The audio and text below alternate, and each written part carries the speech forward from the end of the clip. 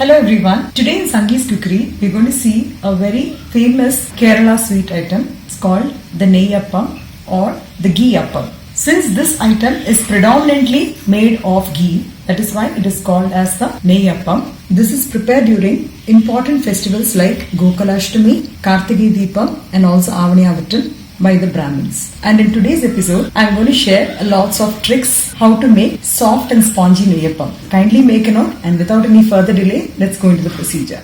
The ingredients required for preparing the Neyyappam or the Unniyappam are 1 cup of raw rice. For 1 cup of raw rice, 2 cups of powdered jaggery, 1 small Elaki banana, 1 tablespoon to 1.5 tablespoons of coconut cut into pieces, half a teaspoon of cardamom powder, a small pinch of cooking camphor, ghee and oil mixed. I've taken 200 ml ghee and 100 ml of oil. I've mixed both and I've kept. First, you need to soak the rice for 2 hours with adding some water. So after 2 hours, you need to grind the raw rice, 1 cup of raw rice with 2 cups of jaggery into a fine paste along with 1 banana. Preferably add Elaki banana. The ripened one is better. Banana adds softness to the Neyyappam. So you need to grind this into a smooth paste. Make sure while grinding you add very less water, just enough to grind. Otherwise the batter will become very watery. So this is the ground batter of the rice, jaggery and banana. So always I would suggest that you take a small quantity when you're trying it for the first time. It's lesser than the 200 ml glass. I've taken this as a measurement size.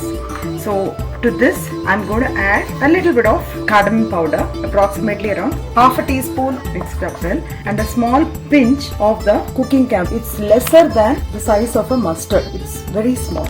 Otherwise what will happen, the smell or the taste of the cooking camphor will dominate the Neyyappam. And this is extremely optional. If you don't have also, it's fine. Mix it up nicely. And we are also going to add the finely chopped coconut pieces, but I prefer adding it in ghee. I fry it in ghee and add it. Frying it in ghee gives a good flavor.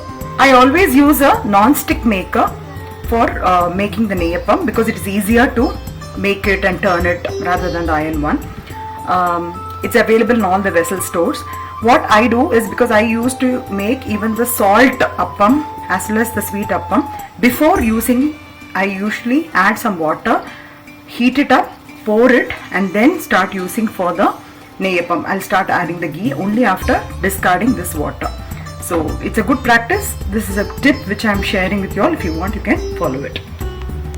I've told you in this preparation I've taken a mix of a ghee and oil and I'm going to heat it up nicely. And while it's getting heated, I'm just going to add a small piece of banana so that the smell and aroma of the oil is really good while preparing this sweet. This is a tip which I wanted to pass it on so that if there is any kind of smell in the oil, that will also be taken away. I'm using the ordinary cooking oil only for this purpose. Now the oil is almost heated up. I'm just heating it up for 2 minutes. Not that boiling temperature, just to get it hot. I'm just pouring it in this bowl.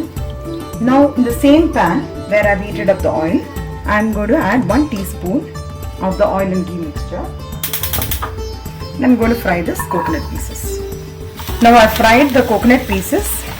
So once it comes into brown color, you can switch off the gas and transfer the coconut pieces alone, not the ghee. Because anyway we're going to fry it in oil and ghee mixture.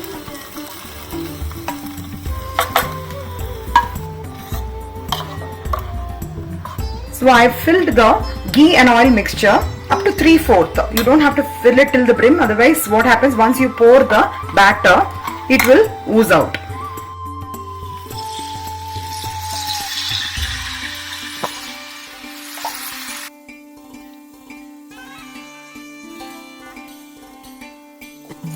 Make sure the flame is not too high, not too low, so that it doesn't get burnt out, and also the inside batter also gets cooked well. And once it is coming to a bubbling stage itself, you should try to slowly move this and see, and then invert it. Initially you might find it a little difficult, but with practice it will come. If the jaggery is less, it's much more easier to turn around, but you will not get the appropriate sweetness of the neyyapam. So this amount is good enough. Do not add more than this, because if you add more than this, then there are chances that it will break off. Now you can see the neyyapam is having a nice golden brown effect and it's getting cooked. Since we turned out immediately, you can find a nice round ball shape. Otherwise what happens, most of the people, when you turn it around, it gets flattened. In order to get this, you need to turn off immediately when it comes to the frothy. That is a very good tip which you need to follow.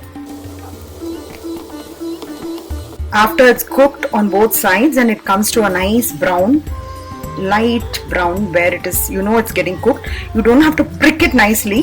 You just have to slightly, because it's very soft because of the banana, so you just have to slightly prick it. See, you can see the tasty, yummy neyyapam which comes out with the dripping of ghee. Similarly, we have to take off all the other neyyapams too. Now you can see the soft neyyapam has come out round. It's soft. You see the texture, not hard. You can see me pressing it, and you can also, once you break it, also you can see it is nicely cooked inside. So the soft and spongy neyyapams are ready. This is better if you can have it hot. In case if you are going to have it after some time, I would request you can microwave it at least for 10 seconds to have the soft and spongy texture. And this is an age-old recipe which I've learnt it from my mother-in-law, which is a signature dish. So I would request everybody to try this recipe, and in case if you like it, kindly do not forget to like, share and subscribe to my channel. Thank you and have a sweet day.